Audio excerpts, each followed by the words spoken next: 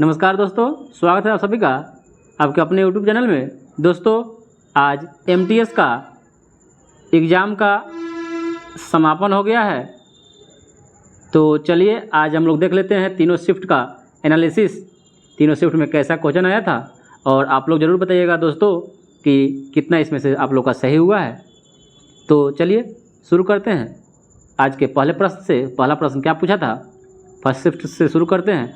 पहला प्रश्न पूछा था कि भारतीय संविधान में अनुच्छेद 51 का संबंध किससे है। तो भारतीय संविधान में अनुच्छेद 51 का संबंध अंतर्राष्ट्रीय शांति और सुरक्षा को बढ़ावा देने से है। चलिए अगला प्रश्न है कि क्वेश्चन पूछा था कि भारतीय ध्वज का सम्मान करना नागरिकों के लिए कौन सा अधिकार है, मौलिक अधिकार है या मौलिक कर्तव्य है। तो यह अपना मौलिक कर्तव्य है। राष्ट्रीय ध्वज का सम्मान करना मौलिक कर्तव्य में आता है और मौलिक कर्तव्यों की संख्या वर्तमान में 11 है और मौलिक अधिकार की संख्या कितनी है, तो 6 है। चलिए अगला प्रश्न पूछा था कि दिल्ली सल्तनत के किस राजवंश के द्वारा डबल डोम्स का मतलब होता है गोल गुंबद शैली की शुरुआत की गई थी। तो लोधी वंश, ठीक है, सैयद लोधी के द्वारा इस वंश का स्थापना किया गया था। चलिए अगला प्रश्न पूछा था कि भारतीय राष्ट्रीय कांग्रेस की स्थापना कब हुई थी। तो भारतीय राष्ट्रीय कांग्रेस की स्थापना 28 दिसंबर 1885 में हुई थी। अगला प्रश्न है कि फ्लाइंग सिख किसे कहा जाता है। तो फ्लाइंग सिख मिल्खा सिंह को कहा जाता है। अगला प्रश्न पूछा था कि अफगानिस्तान देश की राजधानी कहाँ है। तो अफगानिस्तान देश की राजधानी काबुल है, ठीक है। अगला प्रश्न कि HSRA यानी हिंदुस्तान सोशलिस्ट रिपब्लिकन एसोसिएशन की स्थापना कब हुई थी। तो यह 1928 ईस्वी में हुई थी और भगत सिंह के द्वारा इसकी स्थापना की गई थी। याद रखिएगा, आगे फिर MTS का फॉर्म आएगा। जो भी दोस्त चाहते हैं फॉर्म भरना वो फॉर्म भरे और तैयारी करें। इसी के द्वारा जैसे अब की बार क्वेश्चन पूछा है इसी लेवल का तैयारी करें। चलिए अगला प्रश्न है कि भारत कितने देशों के साथ स्थलीय सीमा साझा करता है। देखिए कितना आसान क्वेश्चन है। तो यह 7 देशों के साथ सीमा साझा करता है भारत। अगला प्रश्न है कि सोलंग फेस्टिवल किस राज्य से मनाया जाता है। ऐसे ही मतलब जैसे पूछा है वैसे ही याद कीजिएगा। फेस्टिवल से, नृत्य से, राजधानी से, मुद्रा से, ये सभी चीज़ें जो है टॉपिक है उसको पढ़िए और याद कीजिए। तो सोलंग फेस्टिवल जो है अरुणाचल प्रदेश में मनाया जाता है। सोलंग फेस्टिवल अरुणाचल प्रदेश में मनाया जाता है। अगला प्रश्न पूछा था कि गणगौर पर्व जो राजस्थान में मनाया जाता है इसमें किस देवता की पूजा की जाती है। तो जो गणगौर पर्व है ये इसमें शिव और माता पार्वती की पूजा की जाती है। अगला प्रश्न पूछा था कि आत्महत्या की थैली किसे कहा जाता है। तो आत्महत्या की थैली लाइसोसोम को कहा जाता है, जिसका खोज डी डुवे के द्वारा 1955 में किया गया था। अगला प्रश्न पूछा था, बहुत ही अंदर से क्वेश्चन ने पूछ दिया था, हैक नृत्य का संबंध किस भारतीय राज्य से है। तो जो हैक नृत्य है यह त्रिपुरा राज्य से है, ठीक है। चलिए अगला प्रश्न पूछा था कि इनविजिबल मैन किसके द्वारा लिखी गई एक पुस्तक है। अदृश्य आदमी एक पुस्तक है, रॉल्फ एलिसन के द्वारा लिखी गई एक पुस्तक है। चलिए अगला प्रश्न बहुत ही थोड़ा हार्ड क्वेश्चन था कि कागजी नोटों, करेंसी और सिक्कों से बनी मानक मुद्रा को क्या कहते हैं। तो कागजी नोटों, करेंसी और सिक्कों से बनी मुद्रा को फिएट मनी कहते हैं। क्या बोलते हैं, फिएट मनी। चलिए अगला प्रश्न है, जगजीत सिंह क्या गाया करते थे। तो जो जगजीत सिंह थे वह मशहूर संगीतकार के साथ साथ मशहूर गज़ल गायक थे। चलिए अगला प्रश्न देख लेते हैं। क्या पूछा था कि इनमें से किस विटामिन की कमी से, विटामिन दे दिया होगा A, B, C, D। तो विटामिन A की कमी से रतौंधी हो जाता है और इसको दूर करने के लिए सबसे अच्छा गाजर है। अगला प्रश्न है कि मिश्रित खेती किसे कहते हैं, मिश्रित कृषि किसे कहते हैं। तो इसमें ऐसे भी पढ़ सकते हैं कि भूमि के एक ही टुकड़े में 2 या 2 से अधिक फसल को उगाने को मिश्रित खेती कहते हैं। या चलिए नैनार किसके भक्त थे। तो जो नैनार थे वह शिव के भक्त थे, शिव भगवान के। और नैनार की जो संख्या है वह 63 बताई गई है। इतिहास में नैनार की संख्या 63 और अलवार जो संत थे वो भगवान विष्णु के संत थे, जिनकी संख्या 12 बताई गई है। दोनों बात याद रखना है। चलिए अगला है कि एक क्वेश्चन पूछा था कि PM पोषण योजना किस मंत्रालय ने स्टार्ट की थी। तो PM पोषण योजना एक मंत्रालय है, महिला एवं बाल विकास मंत्रालय के द्वारा इस योजना की शुरुआत की गई है। अगला प्रश्न है पूछा था कि निम्नलिखित में से किसे भूकंप के बिंदु के रूप में यानी केंद्र बिंदु के रूप में जाना जाता है? तो भूकंप का केंद्र, उस बिंदु को केंद्र बिंदु कहते हैं। अगला प्रश्न पूछा था कि किस राज्य में उगादी महोत्सव मनाया जाता है? तो जो उगादी महोत्सव है यह कर्नाटक राज्य में मनाया जाता है। चलिए अगला प्रश्न है कि वर्ष 2021 में कुश्ती में मेजर ध्यानचंद पुरस्कार, जिसको पहले राजीव गांधी खेल रत्न पुरस्कार कहते थे, इसका नाम बदलकर मेजर ध्यानचंद पुरस्कार कर दिया गया है। तो यह कुश्ती के है रवि कुमार दहिया को। ठीक है, चलिए अगला प्रश्न है कि निम्नलिखित में से कौन सी पुस्तक चेतन भगत के द्वारा लिखा गया है? तो अकॉर्डिंग टू ऑप्शन दिया रहा होगा, तो इसमें ऑप्शन में था 3 mistake of my life, 3 mistake of my life, half girlfriend वगैरह ये सब भी तो चेतन भगत की बहुत सारे उपन्यास से हैं, तो ऑप्शन में यही था। चलिए अगला प्रश्न है कि अशोक ने अशोक स्तंभ क्यों बनवाया था? तो भगवान बुद्ध ने वैशाली, जो बिहार में पड़ता है, जिसको गणतंत्र की जननी के नाम से जाना जाता है, अंतिम उपदेश दिया था। इसी की याद में अशोक ने वहाँ पर अशोक स्तंभ बनवाया था। और सांची का स्तूप अशोक ने कहाँ बनवाया था? तो मध्य प्रदेश में सांची का स्तूप। अगला प्रश्न, द व्हाइट टाइगर उपन्यास के लेखक कौन है? तो द व्हाइट टाइगर उपन्यास के लेखक अरविंद अडिगा, जो 2008 में इस उपन्यास को लिखे थे।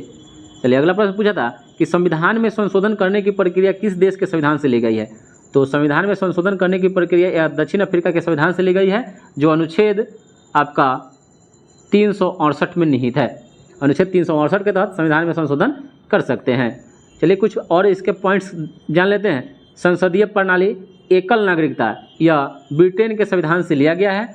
नीति निर्देशक तत्व, राज्यसभा में राष्ट्रपति के द्वारा 12 सदस्यों का मनोनयन आयरलैंड के संविधान से लिया गया है। आपातकालीन व्यवस्था, यह जर्मनी के संविधान से, जर्मनी के बेइमर संविधान से लिया गया है। प्रस्तावना की भाषा, समवर्ती सूची, ऑस्ट्रेलिया के संविधान से लिया गया है। अगला देख लेते हैं पॉइंट्स। संघवाद की अवधारणा, यह कनाडा के संविधान से लिया गया है, भारत देश ने ग्रहण किया है। एक क्वेश्चन पूछा था कि ड्रिबलिंग पासिंग जो है ना, किस खेल से संबंधित है? तो यह है बास्केटबॉल, और बास्केटबॉल में खिलाड़ियों की संख्या 5 होती है। चलिए अगला प्रश्न पूछा था कि शको को किस शासक ने पराजित किया था? तो शको को विक्रमादित्य ने पराजित किया था, और इसी शको को पराजित करने के उपलक्ष्य में विक्रमादित्य की उपाधि धारण की थी। विक्रमादित्य ने विक्रम संवत चलाया था, शक संवत कनिष्क ने चलाया था 78 AD में, ये 58 AD या कभी कभी आपको 57 BC लिखेगा, याद रखिएगा, BC 57 BC या 58 BC, और ये 78 AD। और कनिष्क को द्वितीय अशोक कहा जाता है, जिन्होंने सिल्क मार्ग की खोज की थी। एक क्वेश्चन पूछा था आपका कि अलारखा खान कुरैशी, एक ये उनका टाइटल दे दिया था, किस वाद्य यंत्र से है? इसमें कितना आदमी कंफ्यूज हो गया है, तो तबला वादक से। जाकिर हुसैन भी तबला के प्रमुख वादक थे। एक क्वेश्चन पूछा था कि कामर जनजाति के द्वारा कौन सा नृत्य की जाती है? तो जो कामर जनजाति है ना, उसके द्वारा 13 ताली नृत्य की जाती है। चलिए इसके बारे में कुछ नृत्य जान लेते हैं, जैसे 13 ताली, कालबेलिया, घूमर, कठपुतली, गणगौर, यह सब राजस्थान से संबंधित नृत्य है। अगला प्रश्न पूछा था कि बांग्लादेश का आधिकारिक मुद्रा का क्या नाम है? तो जो बांग्लादेश का आधिकारिक मुद्रा का नाम है टका, और राजधानी इसका है ढाका। और बांग्लादेश के साथ भारत की सबसे लंबी सीमा लगती है, लगभग 4096.6 किलोमीटर, याद रखना है किलोमीटर भी, और सबसे ज़्यादा राज्य में पश्चिम बंगाल के साथ। और 3 बीघा कॉरिडोर भारत को बांग्लादेश से जोड़ती है, और बांग्लादेश 16 दिसंबर 1971 को आज़ाद हुआ था। चलिए अगला प्रश्न है कि यूक्रेन में फंसे, या करंट पूछ दिया था कि यूक्रेन में फंसे भारतीय छात्र को भारत लाया गया था, उस एक ऑपरेशन चलाया गया था, उस ऑपरेशन का नाम क्या था? तो उस ऑपरेशन का नाम रखा गया था ऑपरेशन गंगा। और एक और इसी में बता देते हैं कि ऑपरेशन दोस्त जो चलाया गया था, सीरिया से आए भूकंप में भारत की मदद अभियान का नाम था। चलिए अगला है कि भारत में बजट कौन पेश करता है? तो भारत में बजट भारत के वित्त मंत्री करते हैं, और स्वतंत्र भारत में प्रथम बजट पेश किए थे RK शनमुखम सेठी, और गणतंत्र भारत में प्रथम बजट पेश किए थे जॉन मथाई, और भारत में सबसे अधिक वह प्रधानमंत्री पेश करने वाले बजट है मोरारजी देसाई, लगभग 10 बार ये बजट पेश किए थे। चलिए और इसी में जान लेते हैं कि डिजिटल बजट पेश करने वाला प्रथम भारत का राज्य है वह है उत्तर प्रदेश, UP। और वार्षिक वित्तीय विवरण जो है, जिसको हम लोग बजट कहते हैं, अनुच्छेद 112 के तहत इसका उल्लेख किया गया है। क्वेश्चन एक पूछा था कि 1820 से 1830 बताइएगा आप लोग दोस्तों अब कमेंट करके कि 1820 से 1830 के दशक में हेनरी लुई किस कॉलेज के अध्यक्ष थे? तो हिंदू कॉलेज है। हिंदू कॉलेज की स्थापना 1915 ईस्वी में हुई थी। चलिए अगला प्रश्न है कि अलीगढ़ मुस्लिम विश्वविद्यालय के संस्थापक कौन थे? तो सर सैयद अहमद खां थे। एक क्वेश्चन पूछा था बहुत ही आसान क्वेश्चन कि अंडमान निकोबार द्वीप सहित भारत के मुख्य भूमि की तटरेखा की कुल लंबाई 7516.6 किलोमीटर। अगला प्रश्न पूछा था कि तटीय राज्यों में सबसे लंबी तटरेखा, ये इसके पॉइंट जान लेते हैं। तटीय राज्यों में सबसे लंबी तटरेखा वाला राज्य गुजरात, उसके बाद आंध्र प्रदेश, सबसे छोटा तट वाला राज्य गोवा। और तटीय राज्य कौन कौन है, तो 9 राज्य है, गुजरात, महाराष्ट्र, गोवा, कर्नाटक, केरल, तमिलनाडु, आंध्र प्रदेश, उड़ीसा और पश्चिम बंगाल। यह भारत के तटीय राज्य टोटल 9 है। चलिए अगला प्रश्न है कि घोंघा किस प्रजाति का समूह है। घोंघा किस समूह में आता है, किस प्रजाति का है, तो यह मोलस्का है। एक क्वेश्चन पूछा था कि 1773 ईस्वी में ईस्ट इंडिया कंपनी द्वारा कौन सा एक्ट लाया गया था, तो 1773 में ईस्ट इंडिया कंपनी के द्वारा रेगुलेटिंग एक्ट 1773 लाया गया था। और पिस्ट, उसके बारे में इसके जान लेते हैं कि पिट्स इंडिया एक्ट 1784 में आया था। भारत शासन अधिनियम, भारत सरकार अधिनियम 1935 में आया था। मार्ले मिंटो सुधार 1909 में, और मॉन्टेग्यू चेम्सफोर्ड योजना जो आया था 1919 में आया था। एक क्वेश्चन पूछा था, बहुत ही बैक से क्वेश्चन पूछ दिया था कि ओलंपिक 1952 का आयोजन कहाँ हुआ था, तो ये है आपका फिनलैंड के हेलसिंकी में हुआ था 1952 में। और आधुनिक ओलंपिक खेल जो है ना, उसका शुरुआत 1896 में हुआ था। और 2020 में ओलंपिक टोक्यो में हुआ था, और आगामी जो 2024 में हुआ पेरिस में होगा। ठीक है, और प्राचीन कहेगा तो 776 BC में इसकी शुरुआत हुई थी। मल्लिका सारा 4 साल पर ओलंपिक खेला जाता है। मल्लिका साराभाई का संबंध किससे है, तो मल्लिका जो साराभाई है इसका संबंध भरतनाट्यम और कुचिपुड़ी नृत्य से है। और एक क्वेश्चन पूछा था कि अलाराखा का संबंध किस वाद्ययंत्र से, तो तबला से।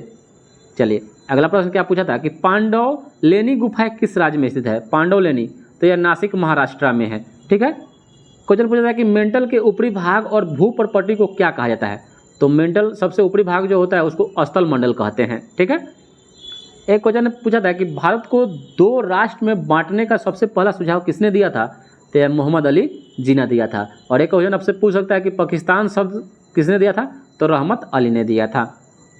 अगला प्रश्न पूछा था कि मुगल काल में मंसबदारी प्रथा किसके शासनकाल में चलाई गई थी, तो ये अकबर के शासनकाल में चलाई गई थी। एक बहुत ही इंपॉर्टेंट क्वेश्चन पूछा था कि वर्ष 2022 तक कितने लोकसभा का चुनाव संपन्न हो चुका है, तो ये तो 2019 तक ही 17 लोकसभा का चुनाव हो चुका है, और अब 2024 में जो होगा यह 18वें लोकसभा का चुनाव होगा। ठीक है, अगला प्रश्न पूछा था कि पंचायती राज संविधान के किस भाग में दिया गया है, तो यह भाग 9 में अनुच्छेद 243 में दिया गया है, और ग्राम पंचायत 40 में। एक क्वेश्चन पूछा था कि सौर मंडल का सबसे छोटा ग्रह कौन है, तो बुध है। बुध और शुक्र के पास कोई उपग्रह नहीं है। एक क्वेश्चन पूछा था कि स्वामी विवेकानंद के द्वारा लिखी गई पुस्तक कौन सी थी, तो अकॉर्डिंग टू ऑप्शन रहा होगा राग योग उनकी पुस्तक है, कर्म योग है, भक्ति योग है, ज्ञान योग है, माई मास्टर है, lectures from Colombo to Almora है, ये सभी है। चलिए एक क्वेश्चन पूछा था कि वर्ष 2022 में इंग्लैंड के प्रधानमंत्री कौन बना है, तो 2022 में ऋषि सनक बने। कौन बने, ऋषि सनक। अगला प्रश्न है कि तीजन बाई का संबंध किस नृत्य से है, तो तीजन बाई पंडवानी नृत्य से इनका संबंध है। अगला प्रश्न है कि जनगणना 2011 के अनुसार सबसे ज़्यादा लिंगानुपात वाला राज्य कौन है, तो ये अकॉर्डिंग टू इसमें ऑप्शन था, तो ऑप्शन में मेघालय था, उत्तर प्रदेश था, 2 और ऑप्शन थे, तो मेघालय 2021 के अनुसार सबसे ज़्यादा हो जाएंगे, और 2011 के जनगणना के अनुसार, और सबसे कम जनगणना उत्तर प्रदेश, और ओवरऑल अभी केरल का सबसे ज़्यादा लिंगानुपात है, याद रखिएगा। चलिए अगला प्रश्न पूछा था कि इनमें से कौन सा त्यौहार जो है ना फसल कटाई के बाद नहीं मनाया जाता है, तो दिवाली था, ओंगल था, ओणम था, पोंगल था। तो ये सभी जो ओणम पोंगल जो है यह फसल कटाई पर मनाया जाता है, लेकिन जो दिवाली है यह दिवाली फसल कटाई पर नहीं मनाया जाता है, क्योंकि उसी दिन राम जी अयोध्या लौटे थे, उसी के याद में दिवाली मनाया जाता है। अगला प्रश्न पूछा था कि प्लासी का युद्ध कब हुआ था, तो प्लासी का युद्ध 23 जून 1757 में हुआ था।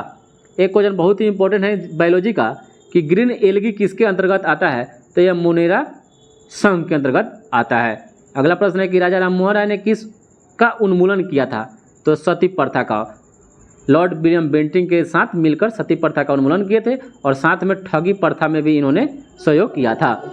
एक क्वेश्चन पूछा था कि बीपीएल का full form, below poverty line जिसको बोलते हैं, बिलो पॉवर्टी लाइन, गरीबी रेखा से नीचे जो हम लोग हिंदी में पढ़ते हैं उसी का ही पूछ दिया था बीपीएल का फुल फॉर्म।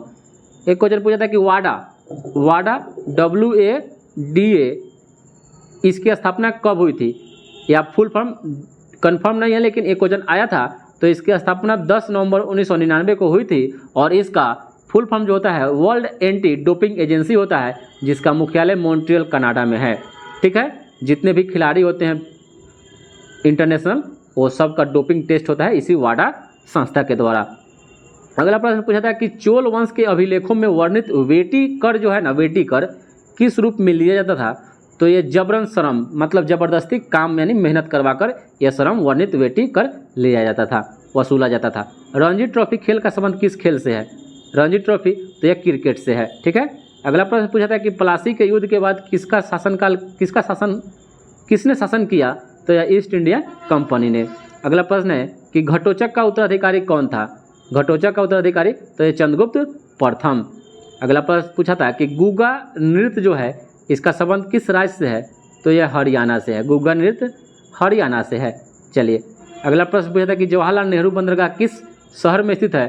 तो यह मुंबई में है, जिसका पहले नाम नौहवा सेवा बंदरगाह था। एक क्वेश्चन पूछा था कि 2003 में किस शास्त्रीय नृत्यांगना को, शास्त्रीय नृत्य जो नृत्यांगना है, पद्म भूषण अवार्ड मिला था? तो यह सोनल मानसी को मिला था। एक क्वेश्चन पूछा था कि एलोरा की गुफाओं का निर्माण किसके शासनकाल में हुआ था? तो यह हुआ था राष्ट्रकूट वंश के शासनकाल में। चलिए, इतना ही सब क्वेश्चन था। डेट्स ऑल, और तैयारी कीजिए, फिर एमटीएस का फॉर्म आया है, इसी के आधार पर तैयारी कीजिए। धन्यवाद दोस्तों, लाइक और सब्सक्राइब जरूर कीजिएगा। वीडियो अच्छा लगा हो तो शेयर भी कीजिएगा दोस्तों।